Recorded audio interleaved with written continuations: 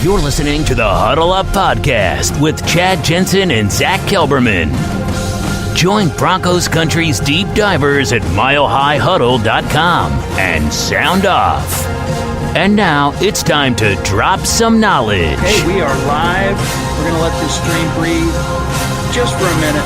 Make sure it's nice and steady for our awesome listeners who have been very patient these last 2 days waiting for us to hop on. Welcome in, everybody, to the Huddle Up Podcast, presented, as always, by Mile High Huddle and powered by Overtime Media. I'm your host, Chad Jensen, and with me, as always, my partner in crime.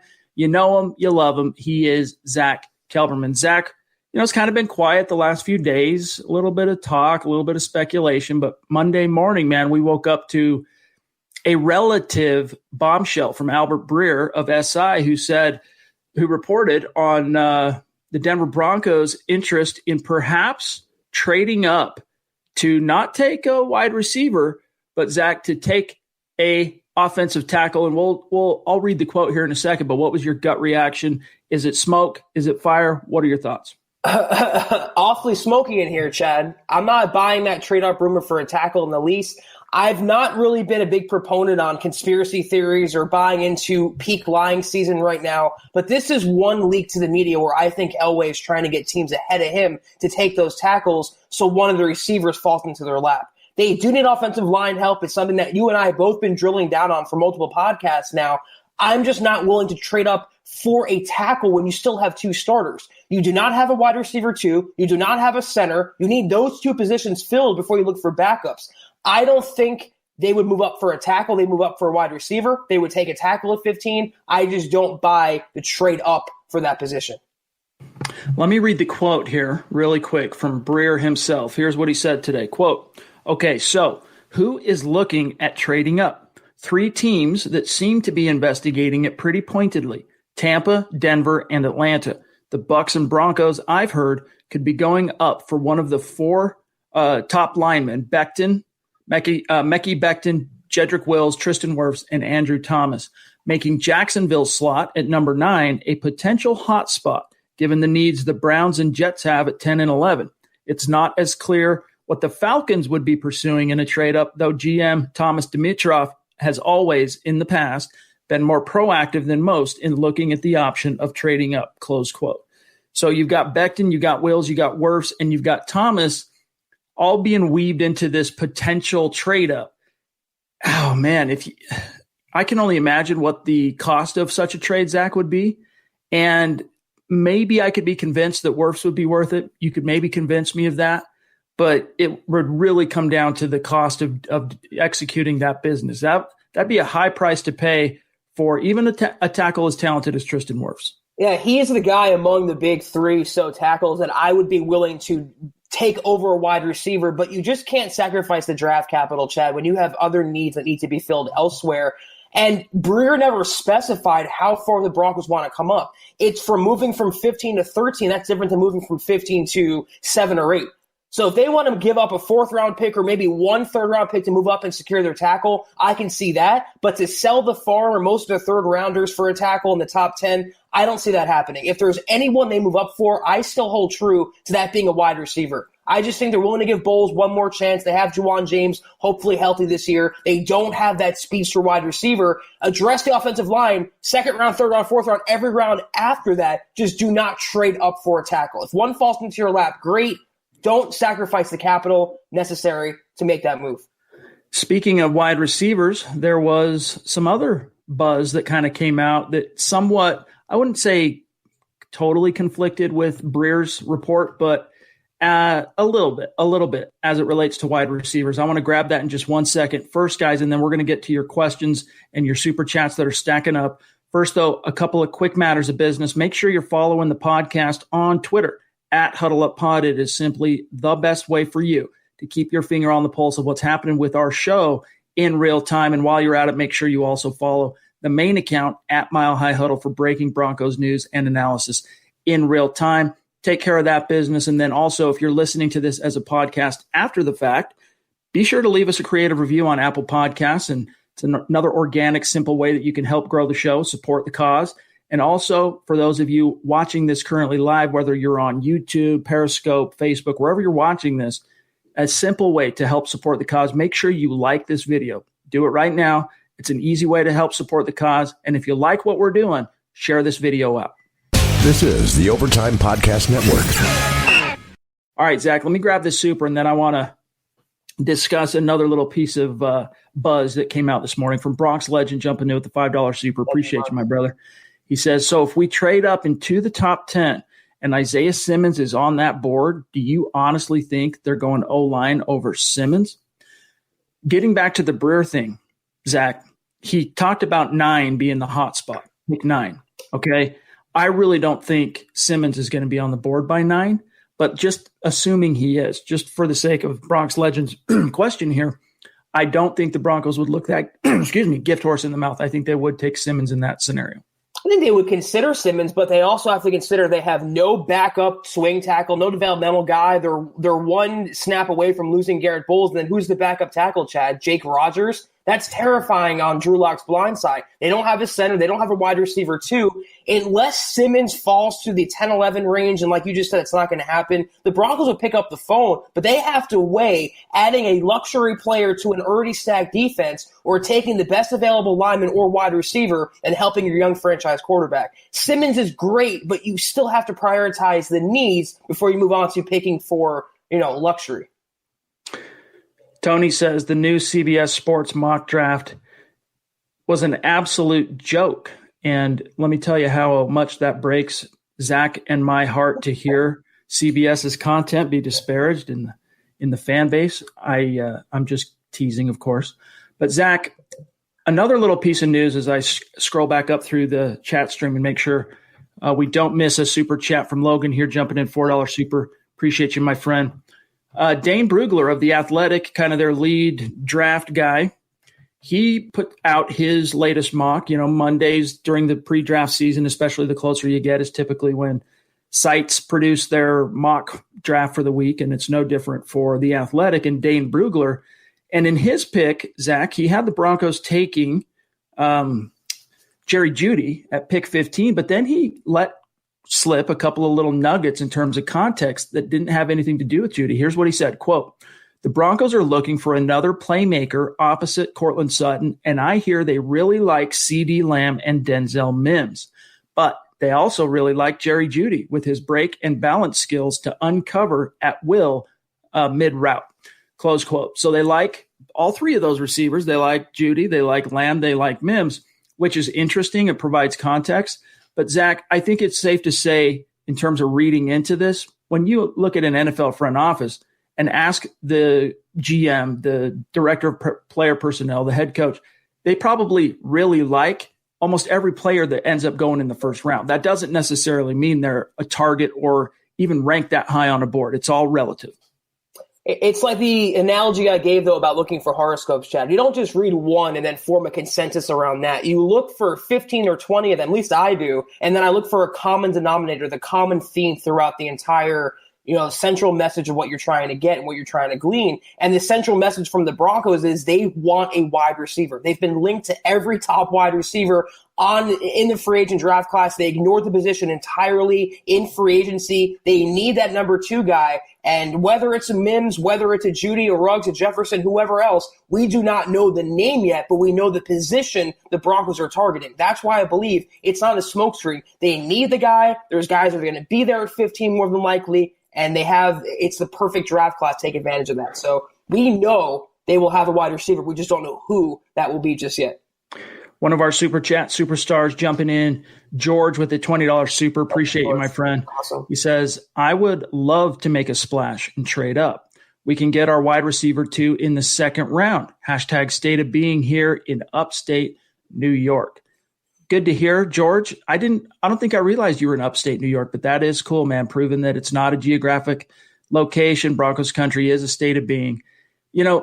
I think George is kind of sharing my perspective on this. Depending on the cost, I would be okay with the Broncos taking on offensive tackle, even if it meant moving up a few spots, depending on the cost, in the first round, and then grabbing a wide receiver in round 2. In fact, today I published my one and only. I do only one every year. I let the draft experts do most of the mocking throughout the pre-draft season. I released my one and only 7-round mock draft today. You guys can go check that out. Maybe Zach and I can talk about it on another podcast. But in that mock draft, I took Tristan Wirfs at pick 15. And then in round 2, I didn't take a wide receiver. I took a cornerback, Jalen Johnson from Utah. And then round 3, I ended up taking Laviska Shenault. Now, that's just the way I see it. George would prefer to get a wide receiver 2 in the second round. And there are a few options that ostensibly could be there, including Denzel Mims, who, according to Brugler, the Broncos do like. See, this is where I waffle. On one hand, if Wirfs falls into my lap at 15, I'm thinking really, really long and hard about taking him, regardless of who's on the board at wide receiver. But then if you pass up, if Ruggs is on the board or Judy's on the board, and you don't take him, then you're running the risk of the best receiver being left in the second round, Chad, is Jalen Reagor, who I think has giant bust potential. So it's all a matter of opinion. It's all subjective. I happen to believe a ton of these wide receivers will be going in the first round. So if you want them, you're going to have to pull the trigger early. I would not chance losing up a Henry Ruggs to go and then settle for a Laviska Shenault who brings too much injury baggage to the table. It's just a matter of opinion. I'd rather get that guy for Drew Lock early and then gamble and wait till later when the talent level just decreases significantly. Anthony jumping in with a $2 super. Appreciate you, my friend. Becoming a real superstar on Super Chat. Appreciate that. He says, best place to go for all things Broncos, Denver Broncos for life. That's awesome, Zach. That's really cool. And I don't think we dispute that, Chad, but it's cool to see that. We love hearing that. We love hearing that. And, honestly, too, guys, one thing I probably shouldn't bother. I don't want to bog down the podcast, but I had a few listeners reach out to me. And for what it's worth, yesterday, those of you that were watching the live stream, I made a joke about the handle of one of our Super Chat superstars at the end of the podcast. Liberal Hater is his name, and I made a joke about that. Guys, I was only making – that was a joke. This isn't a political podcast. Zach and I, look, we're human beings. We have our own political leanings, but we're not about to try and weave that into this podcast.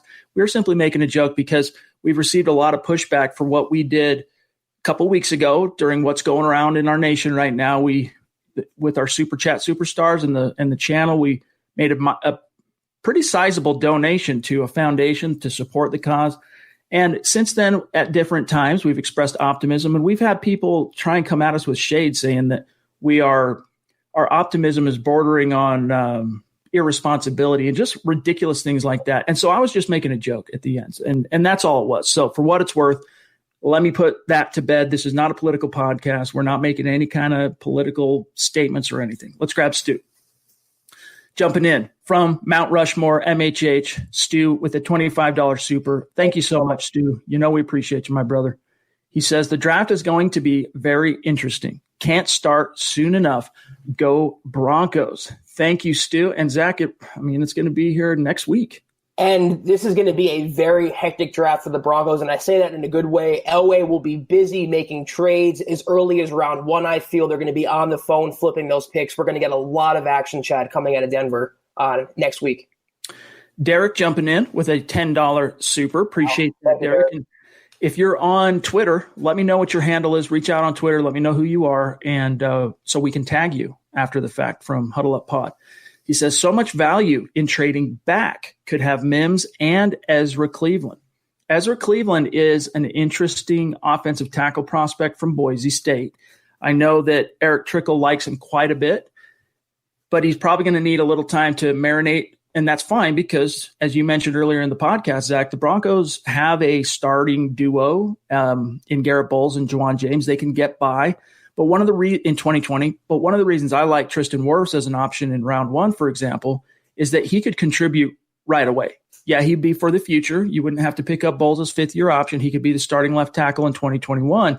But in 2020, a guy like Wirfs could start at right guard. You get Graham Glasgow to start at center, and you have a very formidable starting 5 roaring, ready to go. But still, Derek's point here about trading back, grabbing a guy like Mims, grabbing a guy like Ezra Cleveland, those are some of the options that would be available to you if you did execute a trade back.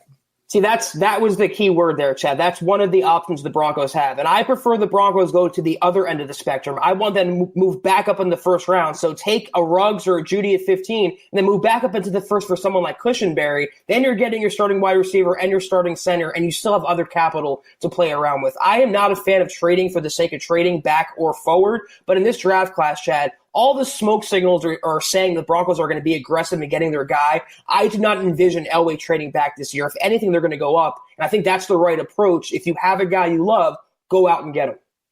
Cody on Facebook says, is it fair to believe that Henry Ruggs will be the first receiver off the board because of the deserved hype after the combine where he ran in the 4.2s in his 40-yard dash? Is that fair to believe? Depends on the hype that, what hype you subscribe to. He has picked up a lot of steam, and going into the combine, he was probably most commonly considered to be the third best wideout in this class behind Judy and CeeDee Lamb. But since the combine, on many DraftNix boards, he's now number one. So it's one of those beauty being in the eye of the beholder things, Zach. Yeah, I mean, it all comes down to every person's opinion on Henry Ruggs. Some see John Ross, so he wouldn't be the wide receiver one in this draft class. Others see Tyreek Hill, and he probably beat Ruggs being the number one receiver in this draft class. I happen to believe that he is. He's not just a fast guy. He can catch. He can run the full route tree. He has the production to show for it. There's limited bust potential, in my opinion, with Henry Ruggs. So I'm comfortable saying he is the wide receiver one in this draft class, but it's a close second after him between Lamb and Jerry Jeudy. This is the Overtime Podcast Network. I agree. Comparing him, to example, to past combine stars that flamed out like John Ross and Darius Hayward-Bay, who could run really fast in a straight line, great track stars, but not great football players. I don't think those comparisons are fair for Henry Ruggs in any way, shape, or form. He's legit. Zachary's Web Design, jumping in with a $10 super. Appreciate that, my friend. Right. If you do have a Twitter account, be sure to reach out and let me know what your handle is so that we can tag you after the show. It says, would you be okay with trading up for Ruggs or get capital of trading some third-round picks for a pick between 15 and 46, which hashtag Denver Broncos for life. So in that scenario, I would be a lot more inclined to use some third-rounders to take someone at 15 and then use some third-rounders to move up and get someone, back end of the first, early second, and still take your 40, still use your 46th pick to make a selection. I like that more than trading up for Ruggs. Maybe as far as pick 11 is probably the farthest. Right. Just knowing what it would probably cost to go beyond that I'd be comfortable trading up to take Ruggs or any wide receiver in this class. That's just me, though. This is how far I'd go. What it would take for one third-round draft pick, whatever the Broncos can get, however high they can go, only surrendering one third-round pick, is how high I would go for a receiver in a historically stacked draft class, Chad. So if they can get to 12 with only one third-round pick as capital, as ammunition, fine. Anything more than that, no. I'm holding on to them, moving back up earlier in the second round or back up into the first round and letting those players fall to me. James Campbell, friend of the show and a Super Chat superstar, jumping in from across the pond, a 20-pound donation. Thank you, James. We appreciate you, my friend. He says, I have drawn comparisons between Locke and Prescott and Elliott with the current situation. Called off his throwing sessions with his wide receivers, still hungry, mature beyond his years. Love his intangibles. Hashtag, that's my QB. Hashtag, PS, trade up, get Ruggs. So comparing Locke to the Prescott and Elliott with the current situation, of course, not using the buzzwords that could possibly derail this podcast on social media, your thoughts on what James has to say there, Zach? I mean, in a sense, I hope that Locke isn't like Dak Prescott. He's generating a ton of bad press right now between hosting 30-person dinner parties and going out and having throwing sessions. I think Locke is, as far as I know, Chad, he's keeping out of the public vision. He's quarantining himself. I don't know if that's a buzzword or not, but we're okay. Yeah, I think we're good. But I don't see Locke in the same boat as him, and I like what he's doing. He's calling Peyton Manning by phone. He's not doing anything out in public. I mean, from what we know, Locke is doing everything that he should be doing right now, unlike Dak. Yeah, I mean, he talked about being socially, he wants to be socially responsible, which is why, as James intimated there in that comment, that, he had to temporarily call off the throwing sessions that he had planned this offseason. And, who knows? We'll see how the schedule ends up ultimately unfolding for the NFL in the wake of things eventually opening back up. And we still don't know yet how that's going to look. We still don't know yet exactly what the timetable is going to be for things opening back up. But as it relates to sports, there's a chance that it might delay some dates on the NFL schedule. And if that's the case, Drew Lock might still get a chance to organize some offseason throwing sessions before OTAs or before even training camp. But only time will tell. But we're loving what we're seeing from Locke, and I agree with you, James, that he's showing a lot of things that make you go, yeah, he's wearing the mantle of a franchise guy well so far. Larry jumping in, $2 super chat. Appreciate you, my friend. What are y'all's thoughts on Mekhi Becton? And this is an appropriate question, Zach, because Becton, of course, is one of those top 4 offensive tackles. And if Albert Breer's bombshell this morning turns out to be more fire than it is smoke, Becton is one of those options on the menu for the Denver Broncos and a potential target for trading up.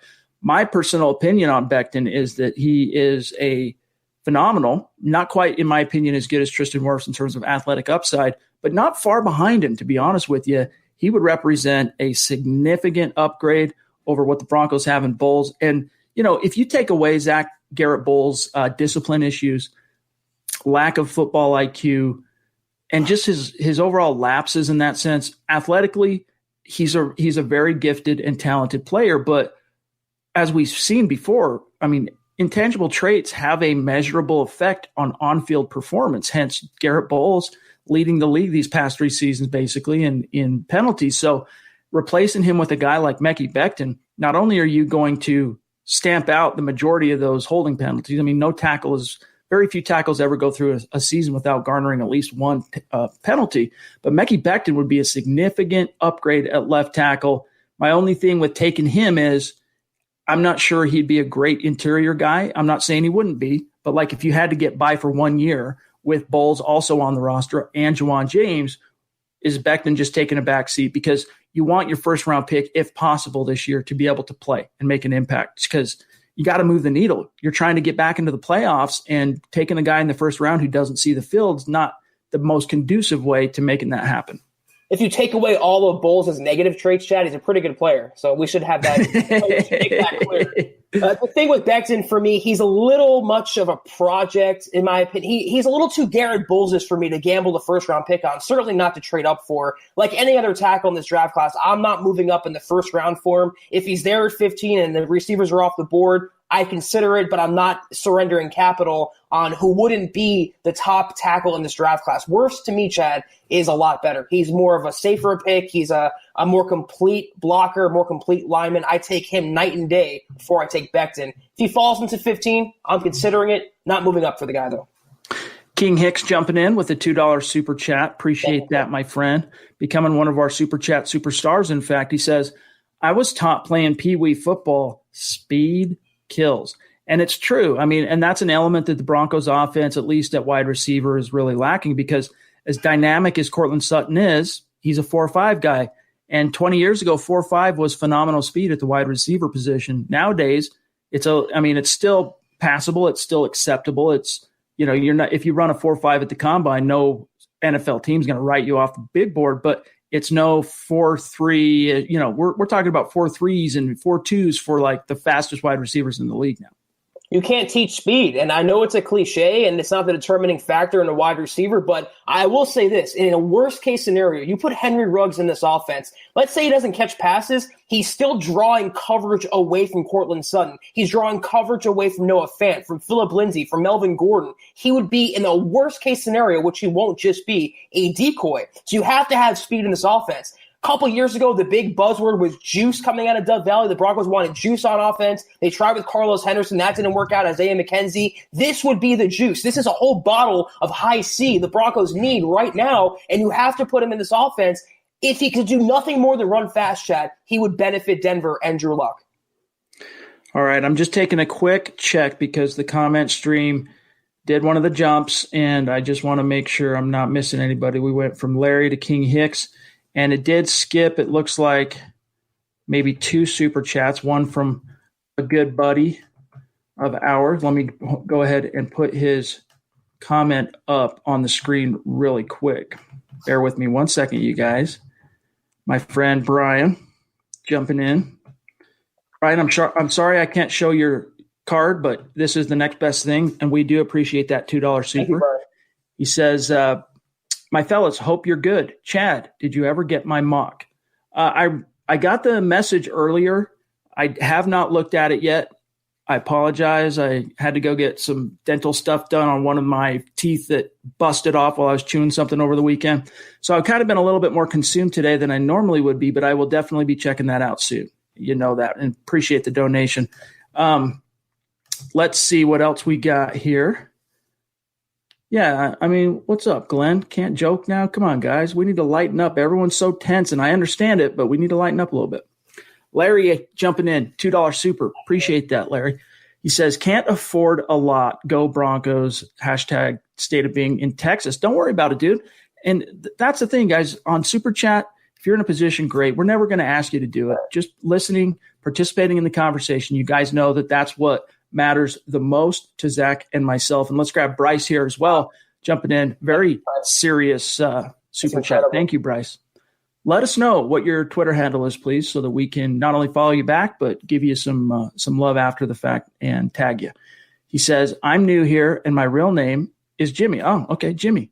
What if we got a wide receiver at 15 and then traded up for Ruiz? Hashtag Denver Broncos for life. That's an interesting question, Zach, because while I was using a simulator to put together that 7-round mock that I published today, my one and only of this year, Ruiz was one of the odd first-round guys that plummeted well into the second, and I don't really understand that, but who knows? Maybe he does end up taking a tumble. If you're the Denver Broncos sitting at pick 46, you do still ostensibly need a starting center.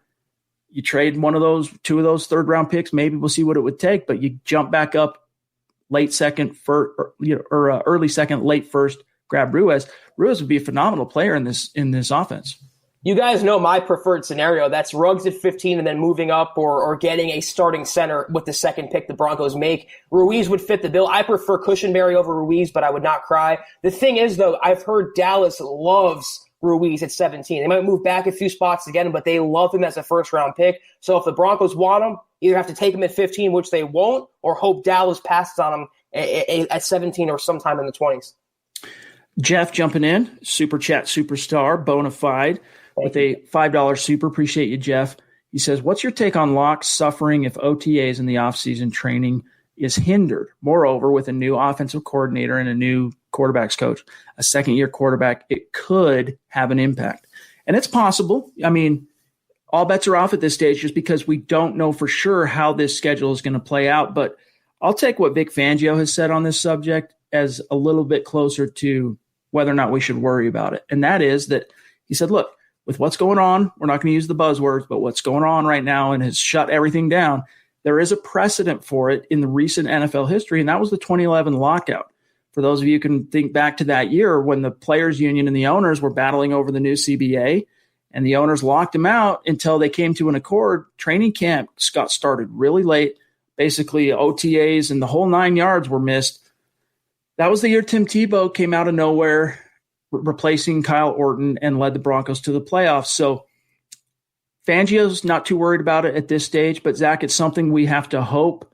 This is one of the reasons why we're all hoping this thing gets figured out sooner than later, so that something like this, as it relates for Drew Lock, he gets as much opportunity to rep with his receivers and get this new offense as assimilated as possible. But you can believe, and this is something he's talked about, where he's currently holed up with his parents in Missouri right now. He's spending a lot of time every night. He's breaking down film from the New York Giants these last 2 years, where Shermer, of course, it was his offense being operated there with Mike Shula. And he's breaking it down. He's learning the play calls. We know from last year, I mean, even if it means standing in the mirror, looking at himself and reading off the play calls, he's going to do what it's going to require from a mental perspective, Zach, but you still need those physical reps. I'm not going to say it's a good thing. I mean, it's really not a great development for the NFL, a second-year, first-year starter like Drew Lock. But the thing is with him, he's zooming his wide receivers. Like you just said, Chad, he's diving into film. He's staying sharp. If this was Paxton Lynch or Osweiler or Case Keenum, this would be a bigger story. This would impact them more. Someone like Drew Lock, I have more confidence in. And like I mentioned before, the most important thing is he gets those reps in training camp. There's no quarterback competition. There's no splitting him. The first string reps, he gets them all. And that's where he forms the chemistry in the preseason. Come September, I don't worry about him. Also, let's consider the fact every NFL team right now, Chad, there's no offseason program anywhere. So every team is on a level playing field, so to speak. This is the Overtime Podcast Network. That's true. Good point. Buana B says, no matter what, we need a center in rounds 1 through 3. And Buana, I don't know if you checked out that 7-round mock that I published today, but the center I ended up taking was in the 3rd round, one of the 3 third-round picks. I didn't do any trades in this mock. It was just a straightforward 10 selections were made. The center I took in the 3rd round was Nick Harris from Washington. So I agree with you. I think it's a priority. I'm not comfortable at this stage just rolling with Patrick Morris as the option. In my mock, of course, I took Tristan Wirfs in the 1st round. And in that case, he's going to play right guard in 2020. So Harris was going to sit anyway. But he's still a better option than Patrick Morris, in my opinion, at this stage, even though, Harris, he's a little bit undersized. He's a cerebral player for being an offensive tackle or center. But he's more zone blocking is probably his forte, which might not make him the best fit for the Broncos because they're going to kind of run a little bit of a hybrid. So we'll see how that shakes out. But, Zach, you're still high on Ruiz. Yeah, or Questionberry. I just think they can't wait at the position. And even if you're high on Patrick Morris, you're one snap away from losing Morris, and then who's your center? Reisner? They literally don't have a backup right now. So the 3rd round is absolute latest. I prefer the earlier the better. My best case scenario, again, is someone like Ruggs, and then double dipping in the 1st or early 2nd round with Questionberry or Ruiz. Let's grab Nico here on Facebook. He says, would you be upset if the Broncos go wide receiver with their first 2 picks? I would love to see the Broncos draft CeeDee Lamb and Laviska Shenault from Colorado. Broncos for life from Connecticut. Very cool. Zach, this is something that has been, spitballed by Benjamin Albright way back. I might have been late January. He said, don't be surprised if the Broncos double up early on wide receiver.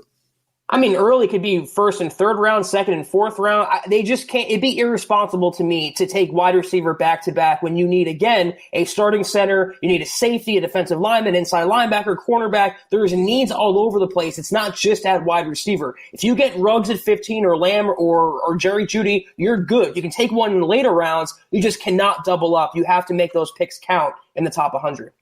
Anthony jumping back in with a $5 super. We thank you, my friend. Appreciate you. Says, realistically, how far up, if any, do you see Denver moving, and what will it cost us, and who will he looking, who's he looking for with that pick? # Mile High Pride. How far up do you see if Denver moves? Well, going back to that Breer bombshell from early today, he's kind of circled that pick 9 as the hot spot where teams are trying to get to, basically. So I would imagine pick 9, you're probably going to give up a couple of 3rd-round picks, at least probably 2 3rd-round picks, Zach, to get up to that point. And I'm just not sure there's an offensive tackle worth that. And if there is, for me, it would end up being Wirfs.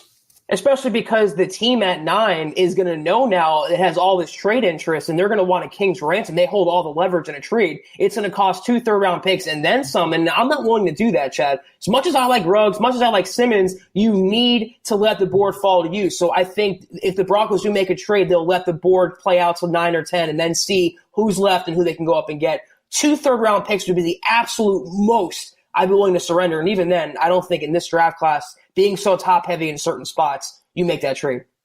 Yeah, there's so much depth at different positions in this class. This is one of those, and that you really want to try and get as many of those, especially those 5 picks in the top 100 the Broncos have. Starters. Elway has never had 5 picks in the top 100 as a draft star.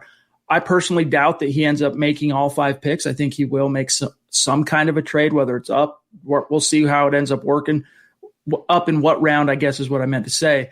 We'll see how it shakes out. But because there's so much depth at wide receiver, Zach, because there's so much depth at cornerback, there's so much depth even at offensive line, depending on exactly what your needs are, this is a really fortuitous draft to be kind of chock full of selections. And, this is a team that's still one really good draft haul away from completing a rebuild. So you want to get as many of those picks in as possible and flood this roster with one more highly impactful draft class. And JT jumping in with a $2 super. JT Music, very cool. A musician we have here, Zach. Appreciate that super chat. He says, gonna regret not going wide receiver if Rager or Ayuk not in the second.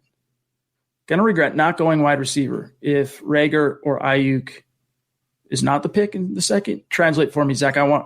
You're better at this than me. You use the contextual clues. I'm kind of lost. I feel like the Broncos are going to regret not taking Ayuk or Rager in the second round if they don't go receiver at 15. I guess that might be the question. And I kind of agree because the Broncos, they need a wide receiver. They need a body there. Again, Chad probably will agree with me. I see a lot of bust potential with Rager. He's not my top wide receiver. He's probably a wide receiver 6 to me in this draft class. I take Mims or Justin Jefferson before I take Rager. I'm inclined to agree just because you hate how much his combine performance, even though there's an explanation for it, how much it deviated from the player he is on tape. You know, why he put on all that weight, and that certainly affected him is the reason why his combine was not great. But you don't like seeing those disconnects. Whoever was advising him to put on those additional 10 or 12 pounds, Rager, that was extremely poor advice, and it cost him possibly going in the first round.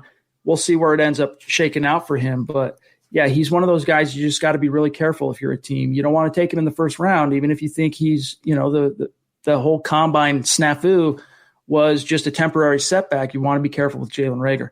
George jumping back in, Super Chat Superstar. Appreciate you, my friend. He says, I've been a Broncos fan since Craig Morton was our QB. Elway and the Manning eras were great, but I may be more excited for this new Locke era. I look for great things over the next 10 years or so. And Zach, this is a good example of, again, what the national people, we talked about this yesterday, what a lot of these national people missed in that 5-game audition that they basically, you know, rationalize as just not being enough to make any kind of, you know, evaluation on Drew Lock at all, which to me is complete BS. You might not be able to make overarching, for sure, analyses and evaluation on Drew Lock based on 5 games, but we did learn a heck of a lot about him, especially compared to what we knew about Drew Lock the day he was drafted by the Denver Broncos compared to where he finished his rookie year. But yeah, this is an exciting time, I think, for all Broncos fans. Yeah, well said, Chad. I want to just add that we weren't getting these messages a year ago about Joe Flacco, the year before that about Case Keenum. It's nice to see hope in Broncos country right now because Broncos fans and the Broncos organization has been deprived of a true franchise quarterback for so long now, and it's just so refreshing considering all the failures we've been dealt recently and all the struggles we've had to overcome at the position to see someone like Drew Lock take the reins. It's very refreshing, and it is exciting. The Broncos have wandered the QB desert for 4 long years now, and they found the oasis, and they can wet their whistle, and you know they're out of the sun. So this is a good opportunity, and I think that's why for John Elway and company, it's so important to capitalize on this. Not only because he's a cost-controlled quarterback for 3 more years on his rookie deal, but because you're this close from completing this rebuild and putting yourself, as Elway said in his end-of-season presser. This is a team that has bounced off the bottom. Now they're ricocheting back upward.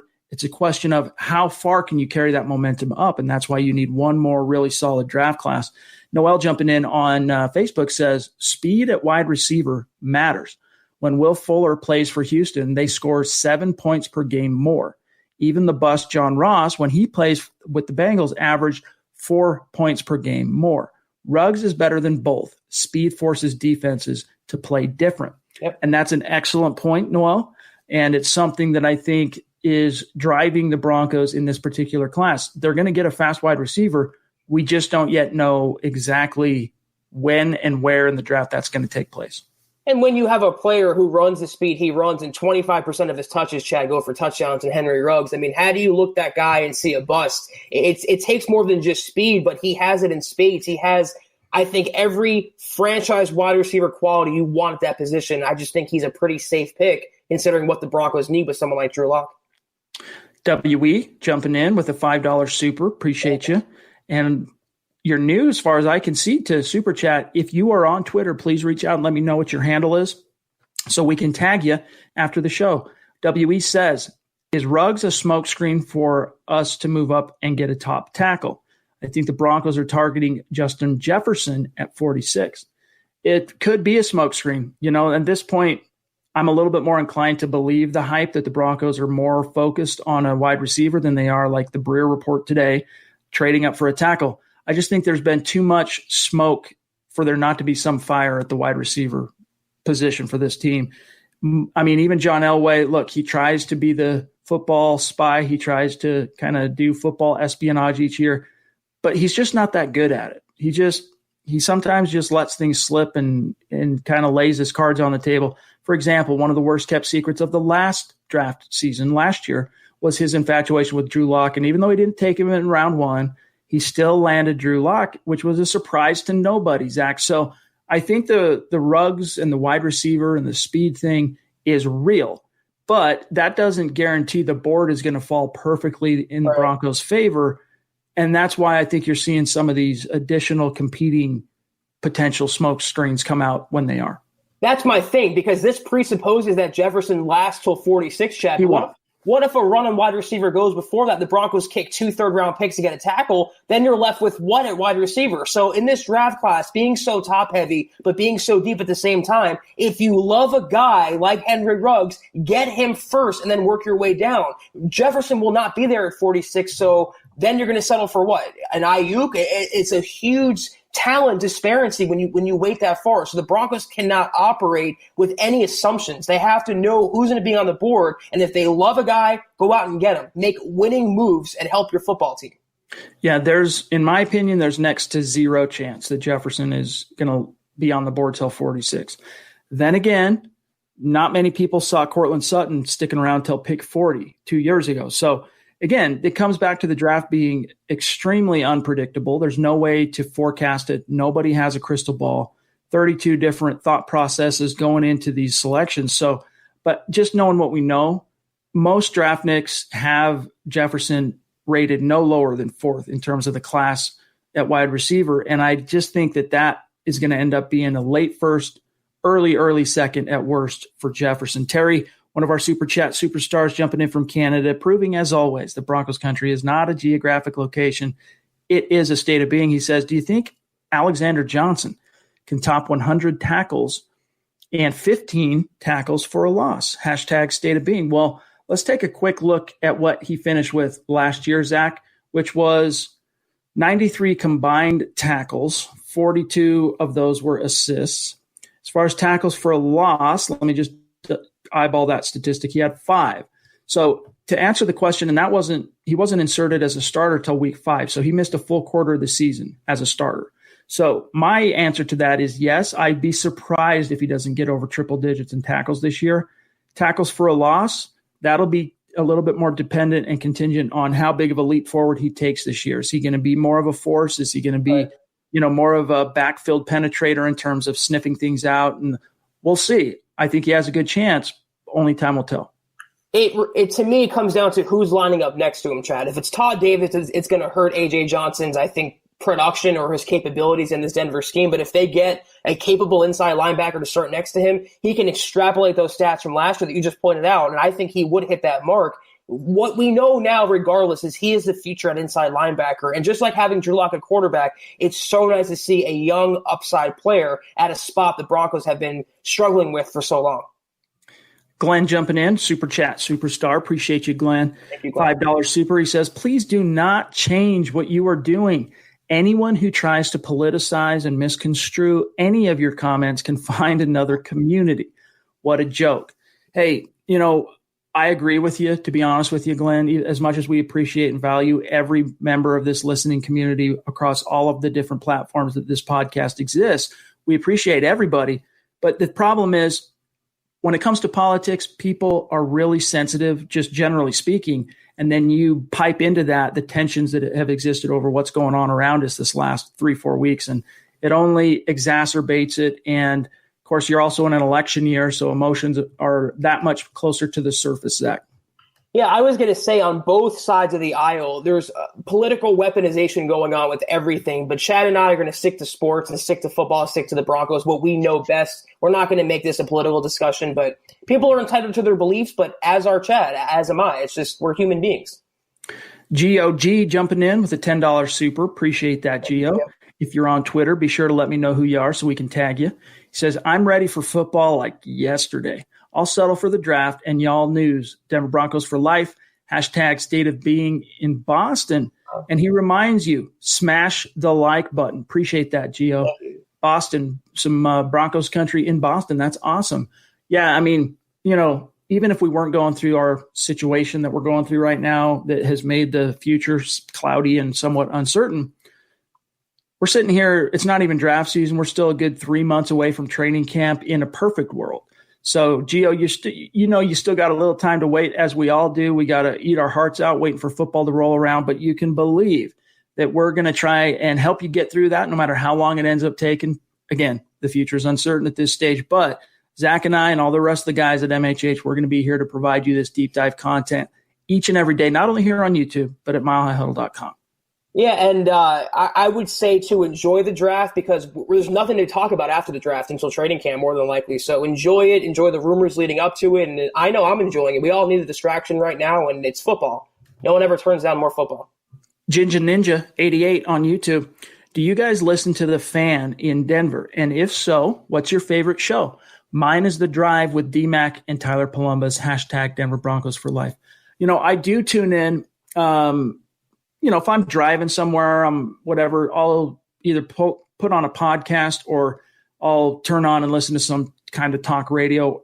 A lot of times it ends up being sports talk, and I'll listen to the Fan. Without question, this might irritate some people, but again, beauty is in the eye of the beholder. Without question, in my opinion, D-Mac is the best, most talented guy on their lineup. Obviously not a former player. He's a true, host. He's a true DJ. But D-Mac, to me, whatever show he's on, and of course it's The Drive, and whoever his partner is for many, many years, it was Big Al Williams from this back-to-back Super Bowl champion teams. That ended up coming to an end as a partnership, and I think Tyler, they tried to work in Nick Ferguson into The Drive and have it be a three-headed machine there, Zach, but the chemistry wasn't great, and I don't know exactly what led to their decision to put Nick somewhere else, but yeah, he and Tyler Columbus are putting together a nice little rapport there. But, the one thing I do not envy the radio guys, Zach, is, they have to sit and make hay all day long talking. They have 3 hours is a long time to fill, even talking Broncos, which we could do it and we would love to do it, but it's not easy. So that's one thing. Try and have a little bit of sympathy on the people you listen to on the radio. You might not agree with every take. Just keep in mind, it's a big they're biting off a lot trying to keep a full day's worth of listening full of compelling content. It's a grind, Chad. You and I can both attest to that. And I can't say I'm an avid, regular listener to The Fan, but I know all the personalities there. And Broncos country on Twitter, the media, it's a small community. So we're all friendly with each other. We all know each other for the most part. And a lot of talented people there doing talented things. Worth checking out. The underrated guy, I think, in their lineup is Zach By with Stokely, which is the early afternoon show, guys. So check that out if you haven't. All right, let's see what else we've got here. Well, let's see I clicked on Joseph, so let's just see what he has to say. Just think, 2 years ago, everybody was doing the same thing. What team should pick what player? And look, you got guys like Philip Lindsay who come out of nowhere. So I think he meant to say Elway needs to do whatever on the first pick. But yeah, there's your obligatory reminder, Zach, that Philip Lindsay, for an inexplicable reason, did not get drafted. He's proving, and he's making 31 other teams regret that every single season. So it's it worked out for the Broncos' benefit, Chad. All right, let me scroll up here. Let's grab Dylan real quick. $2 super. Appreciate you, Dylan. If you are on Twitter, please reach out to us. Let us know what your handle is. He says, guys, what picks do you trade to get a second starter? To get a second starter where? First round? Maybe two. The most I would consider is 2 third-round picks. That's the absolute most, and even that for me would be pushing it. If you could use 1 third-rounder to get back in between your pick 46 and pick 15 to get a starting caliber player out of the gates, that's something I would definitely consider. Yeah, like I said, the most I would do is surrender 2 of those third-round picks. Anything more than that, it's giving up the farm, and there's no one in this draft class to give up the farm for. So 2 third-rounders to move up either in the first round again or up earlier in the second round. Let's grab David with a $5 super. He says, appreciate you, Dave. He says, thanks for everything you guys do. I wanted to know what you guys think of the offensive lineman from Kansas State. By the way, Twitter handle is Rocking K77. Let me hear you type that out, dude. Rocking K. Actually, I'll see that after the fact.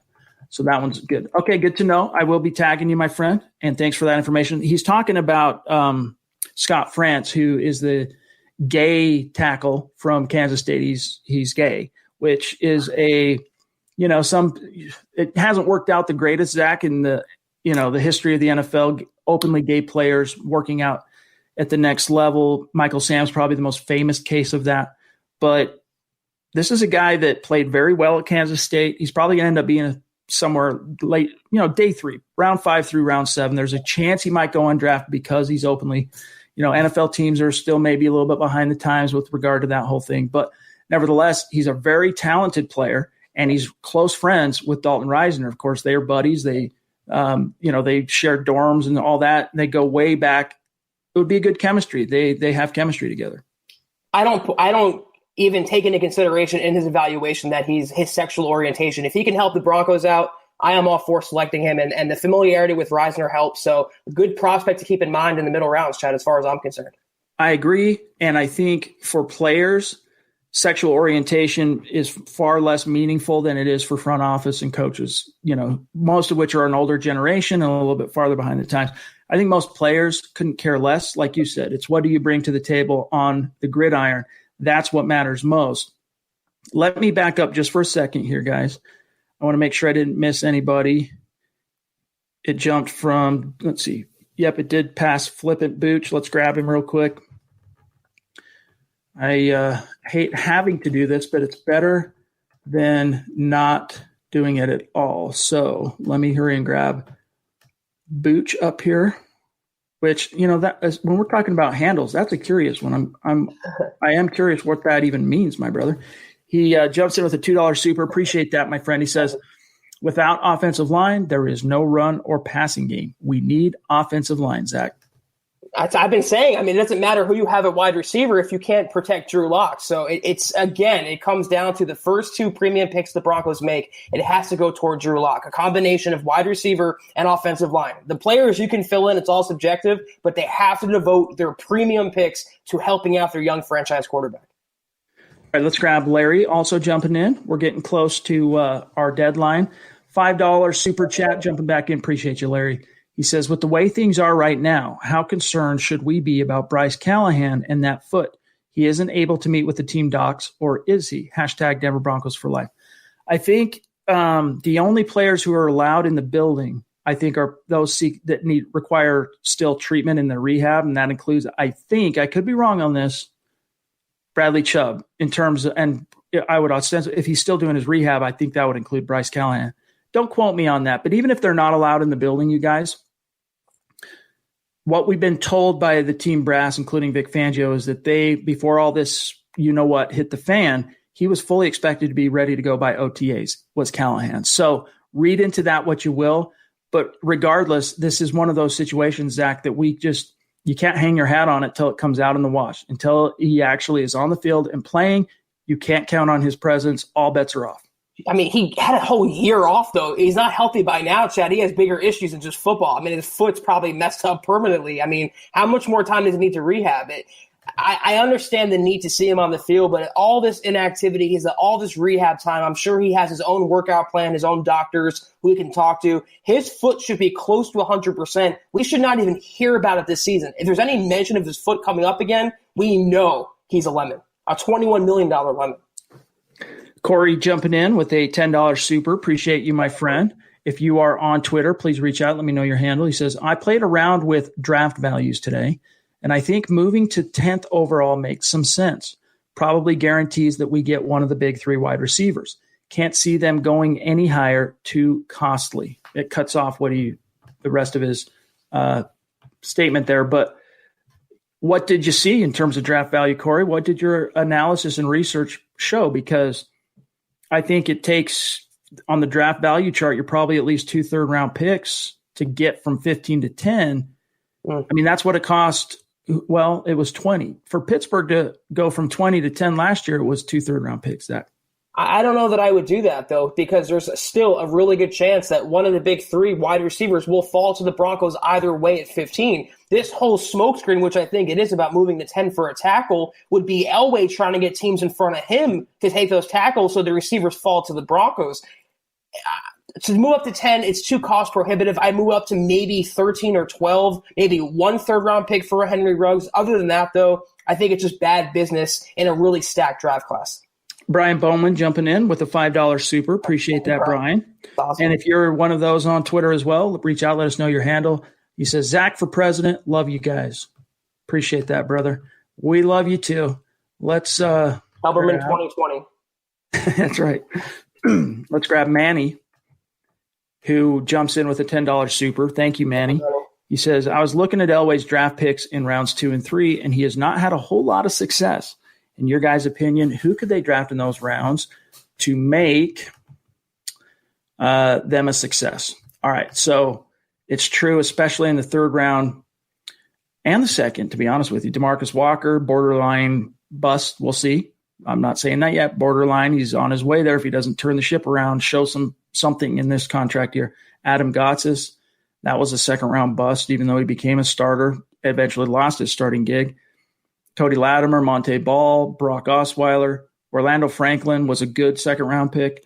Raheem Moore, going way back to 2011, along with Orlando. 3rd round, you've got shining examples like Justin Simmons, but then you've got your Isaac Yadams, and you've got your Brendan Langleys and the like. So, yes, day 2 has not been Elway's sweet spot. In fact, comparatively, that's probably, if you break the draft down into 3 areas, 1st round, day 2, and day 3, day 2 has been that blind spot. I mean, Cortland Sutton was a hit in the 2nd round, but Drew Lock, I think Dalton Reisner, those 3 will all end up being hits for Elway, starting to kind of turn the ship around. But still, who do you think, to answer Manny's question, who do you like in those rounds that could maybe help keep this momentum that he's had these last couple drafts?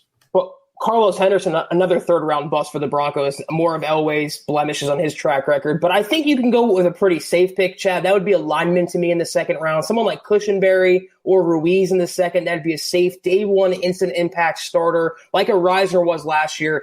In the day 2, day 3 picks, you want to look for the safer players. You want to look for the 4-year contributors, the team captains, less projects like the Marcus Walker and the Adam Gotsis, and more of the established Josie Jewell types or Draymond Jones types. The 2nd, 3rd round, I'm looking still at a lineman, but then you go into inside linebacker, ADG, someone like him, a corner, like Lucas Niang, another offensive lineman. You want to look for safe players. And in my money, in the 2nd round, they go receiver at 1. The 2nd round has to be offensive lineman. So my answer is Cushenberry, Ruiz, or Lucas Niang along the line. Corey jumping in with a 99-cent super. Appreciate that, Corey. That means the world to us, my friend. Even though I don't see a question there, we'll look for you in the comment stream. Let's also grab Freddie here that it skipped over. He says with the $10 super. Wow, thanks, Freddie. And if you're on Twitter, Freddie, let us know what your handle is. He says, where would you stack Locke versus this year's 1st-round quarterbacks? Where did he rank? Where did he rank last season in your mock? Keep up the good work. Hashtag not on Twitter. Okay. Hashtag Denver Broncos for life. All right, Freddie. So last year, I'm trying to think. This podcast is pretty well on record as being big on Drew Lock pre-draft last year. I liked him more than from a skill set perspective. He was, for me, I think it was right behind Kyler Murray. I have to go back and check my notes, but I think that plays out. Like, I liked him better than Daniel Jones. I liked him better than Dwayne Haskins. This year, Zach, we've addressed this in a different way. As good as Joe Burrow is, like right now, if the Broncos had a chance to grab Joe Burrow, I'm not doing that. I know that sounds like crazy because the juggernaut that LSU was, but in my opinion, Joe Burrow is a one-year wonder, and those quarterbacks really scare me. They just do. I don't see, and Justin Herbert would probably come the closest to making me kind of do a double take on Locke. However, there are some, even though he's a great character guy, Justin Herbert, I wonder about his leadership style. He's very kind of quiet and timid, and at least that's how he comes off and the way he presents himself. Who knows how it is in the locker room, but from what I've heard, it's not a whole heck of a lot different. So I think right now the Broncos, based on that 5-game sample, it's also a little something that has to do, Zach, with one in the hand being worth 2 in the bush. Yeah, Locke was my favorite quarterback last year, Chad. That's why I was resigning myself to the Broncos taking him at 10. I would have been okay with that. This year, I'm not crazy high on Joe Burrow. I think he had one really, really phenomenal year, but the track record isn't there. I'm not a big fan of Love or Herbert. I would put Drew Lock right behind Tua. I'm a fan of Tua. I like his dual threat ability. I think he's going to have a really good professional career, even with the Dolphins. But I would put Locke right up there. I would take him certainly over Joe Burrow and over Justin Herbert and Jordan Love. I, maybe more than other people, are higher on Lock's potential in the NFL. All right, let's grab Mile High Truth here and then rapid fire through our remaining super chats. We don't want to leave anyone out in the cold. Mile High Truth jumping in, $2 super. Appreciate you, my friend. He says, how does Ruggs compare to Brandon Cooks coming out of college?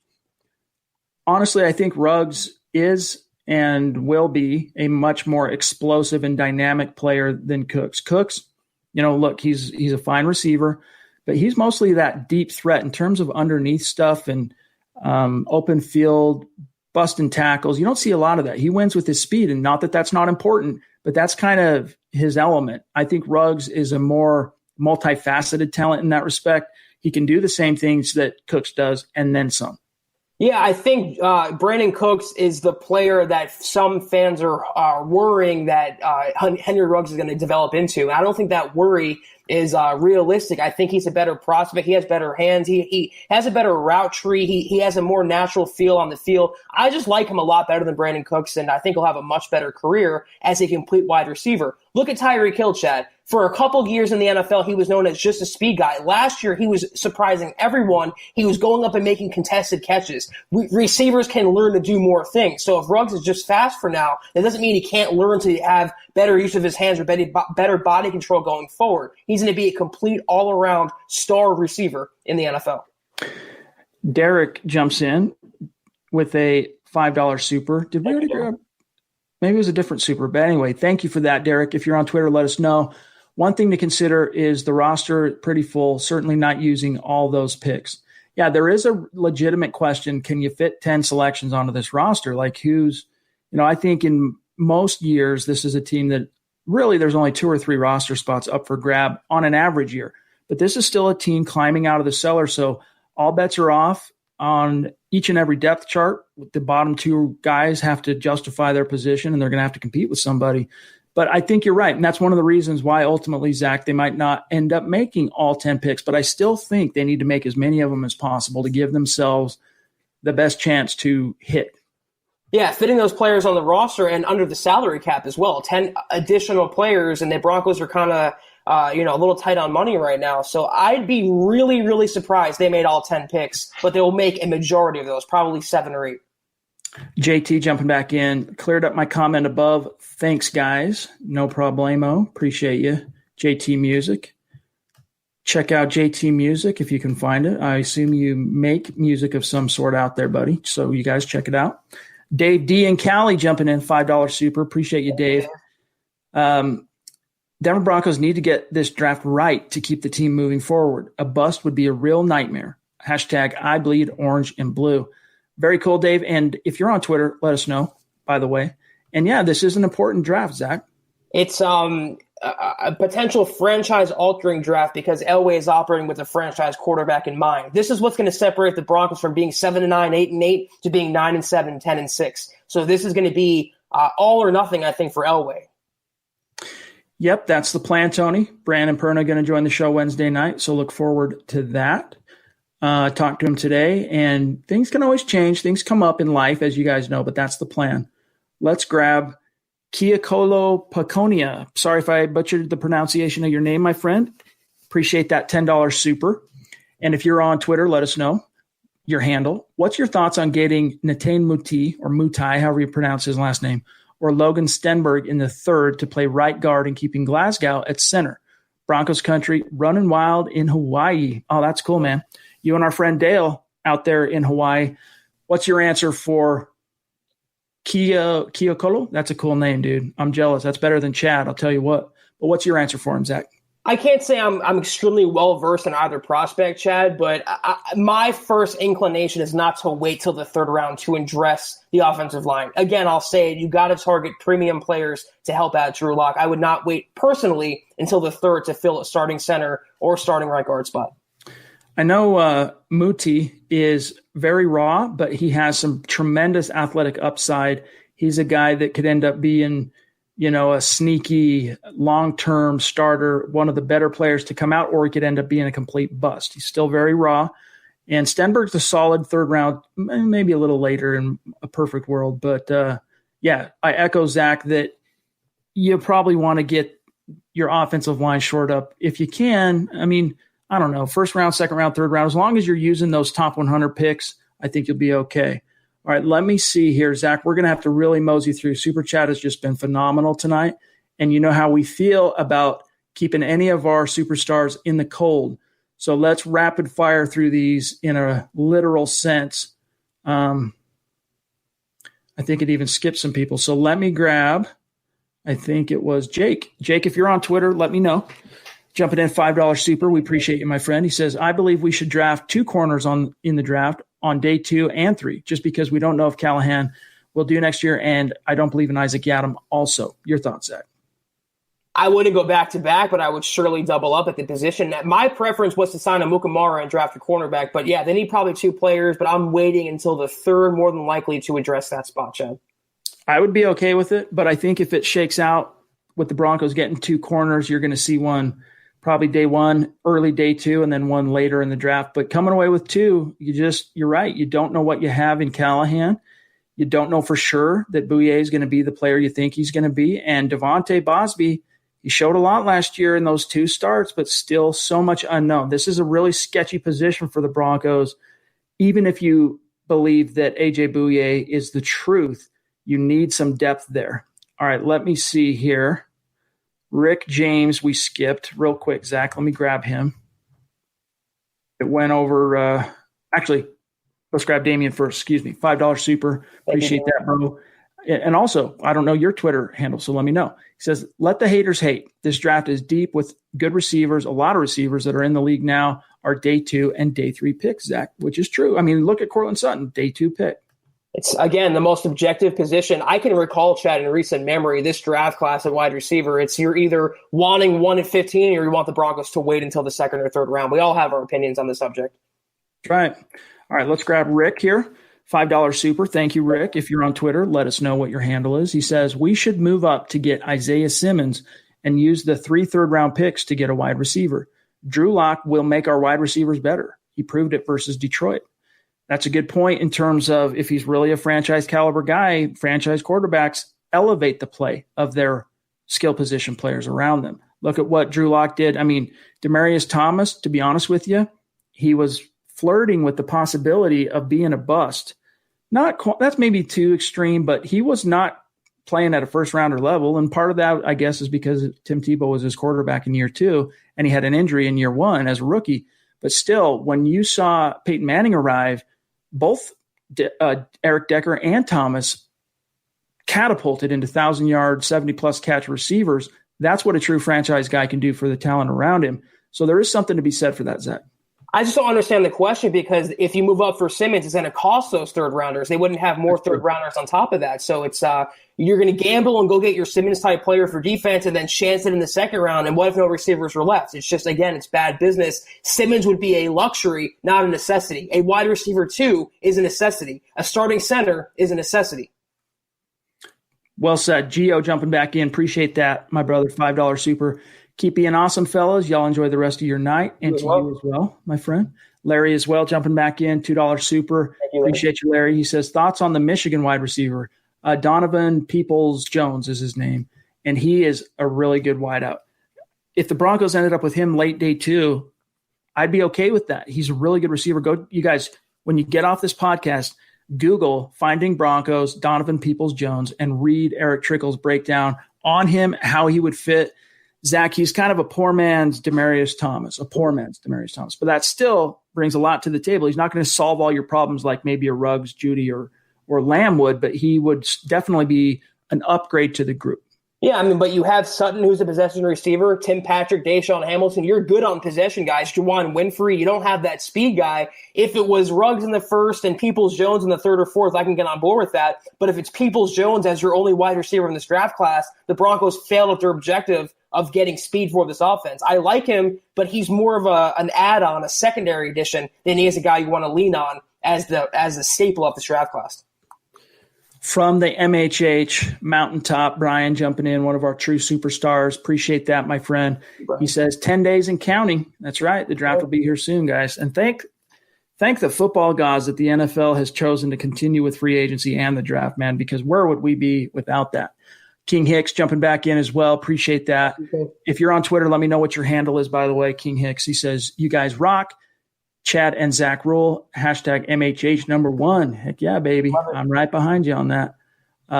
Jeff jumping in. Appreciate that, my friend. He says people forget Ruggs' TD percentage when he has the rock. Zach, that's something you spoke to earlier in the pod. Yep, a fourth of his touches go for touchdowns. Why wouldn't you want that guy playing next to Cortland Sutton with a Drew Lock-led offense? It's just too good. David jumping back in with a $10 super. Thanks, David. He says, wanted to ask why you guys think Rosen has fallen off the face of the earth so much. Seems like he never really got a chance. It's true that he never did really get the chance that most first-round quarterbacks get, but I think part of that is that he's like Jay Cutler on a bad day. Like that's his mood that he kind of puts off to people. And I think the Cardinals felt like they could maybe some of the things they'd heard about him were overblown. But once they got into the building, they realized there's some there in terms of his personality, rubbed his teammates wrong. And then he did get on the field way too early because of the Cardinals being in a terrible situation. And he just got the living snot beat out of him behind that offensive line. I mean, remember what the Broncos did to him in 2018? I mean, they brutalized Josh Rosen. Right. And so he didn't have, I think, the most fair first 2 years in the league, Zach. But at the same time, there's some aspects to his own. I mean, he affected that himself. I mean, he's not a pure victim in this scenario. You hit on it, Chad. It's David Carr syndrome. The Cardinals ruined the guy. They subjected him to too many hits, too many sacks. It made him tentative. He saw ghosts in the pocket. They ruined him as a prospect, and he wasn't that of a sure thing coming out of college. He needed to be put in a proper offensive system and develop the right way. The Cardinals could not have botched him anymore, and he'll never recover from that. It sucks for Rosen, but that's the way the NFL goes. He got some money. He got a first-round contract, and he tried to make the best of it. All right, guys. So many supers stacking up here. Brian jumping back in. Appreciate you, Brian. He says, missed the last couple of pods. Did see someone comparing Demarius and Decker to CeeDee Lamb and Sutton. I got to laugh. Thomas isn't even close to Sutton. I agree that Sutton's probably going to end up, I think on his own merit, Sutton's probably found a way to create for himself more so. It took a MVP caliber quarterback to bring out the Demaryius Thomas that we all came to know and love. But at the same time, Brian, I would pump the brakes on disparaging DT too much because there's a reason he was a first-round pick. His height, weight, speed, triple combination was pretty unique, especially in his time. Exactly. He was Cortland Sutton for his time, Chad, Demarius Thomas, and he was a great player for the Broncos, but I said it on yesterday's pod as well. I think Cortland Sutton is the better receiver when it's all said and done. When you stack up their qualities and their intangibles and tangibles, better hand, he's a better route runner. He's more of an explosive wide receiver. He's just going to have a better career arc, I believe, than Demarius Thomas, but you don't have to disparage one to complement the other. Brian jumps back in. Appreciate you, Brian. He says, I honestly think if we do go wide receiver at 15 and we get a top wide receiver, Hamilton might benefit the most from it. Laugh, but it's very possible. I think, if you have a dynamic 1 and 2, that's going to draw attention. It gives an opportunity for Hamilton working from the slot to make some hay, Zach. Stands to reason. He has to work on his hands. If he can get that down and be consistent, he'll get some playing time for sure. Casey jumping in with a $10 super. Thank you, Casey. Awesome. If you're on Twitter, let us know your handle. He says, how is Yadam on the team still? No flame. Denver is going to hit a wild card and shock some people. Love the optimism. We're an optimistic podcast, Casey. But Yadam, don't be surprised if they end up trying him out at safety this year, Zach. In the best case scenario, either way, Chad, he's the number 4 cornerback at most. So the Broncos won't be relying on him like they did last year, and they can kind of hide his shortcomings, of which there are many. All right, last one, guys, and then we got to get out of here for tonight. From Damian jumping back in. We appreciate you getting more than we can say. He says, if we don't get the speed needed to compete with Kansas City, which linebacker is getting coverage? There are a few. The ones at the top of the draft included, like Kenneth Murray and Patrick Queen from LSU and Oklahoma, respectively. Also, you've got ADG, Akeem Davis-Gaither, Logan Wilson from up in Wyoming, Troy Dye maybe. There are a few options in terms of that coverage, athletic, speed linebacker. I mean, ADG for me really just checks all the boxes in terms of value and the skill set and what he brings to the table. I think you can get him with one of those 3 third-round picks, and he could do a lot to help out in that department. if you want the best in, linebacking prospect and coverage, Isaiah Simmons is your man, but he's not a realistic option for Denver. But Right, I'm with Chad. ADG is my pick in the third round or so, and that's a pretty high round I would take him, considering you guys know my stance on the offense. I like ADG a lot. And the Broncos, that's the only missing piece of this defense, is finding an inside linebacker to replace Todd Davis and can cover some tight ends and running backs. If they can just nail that down, their defense is complete. Guys, that's going to do it for today's episode of the Huddle Up Podcast. We appreciate each and every one of you joining us for this show, whether you're watching on YouTube, Facebook, Twitter, Twitch, wherever you're watching. We appreciate you joining us. It's a Mile High salute to our Super Chat superstars. Thank you so much for supporting Mile High Huddle on YouTube. A gentle reminder, and this is only if you're in a position, check out huddleuppod.com, where you can get one of these hats, you can get a hoodie, you can get a t-shirt, you can get a tank top. There's stuff for men, there's stuff for women, anything you like. It's another way that you can support what we're doing here. But make sure that you're absolutely following the show on Twitter at HuddleUpPod, and then also at Mile High Huddle. And while you're at it, my partner here, Zack Kelberman at Kelberman NFL, and myself at Chad and Jensen. And then stay tuned, guys, because we're off tomorrow. You'll get Building the Broncos, and then we'll be back in the saddle Wednesday night. And we'll have Brandon Perna. We'll have a fun conversation, see what some of his thoughts are on these rumors and what he wants to see the Broncos do in next week's drafts. But until then, Zach, have a great start to your week, my brother. You as well, Chad. I will see you Wednesday. And we had a question about, Tony wants to know, how can we get a shirt? Is there a website? Yes, huddleuppod.com. It's your one-stop shop. We'll be adding more products very soon, and be sure to keep a lookout for that. Couldn't have said it better myself, guys. For Zach, I'm Chad. Have a great start to your week, and we'll see you Wednesday night, 6:15 Mountain, 8:15 Eastern. You've been listening to the Huddle Up Podcast. Join Broncos Country's deep divers at milehighhuddle.com to keep the conversation going.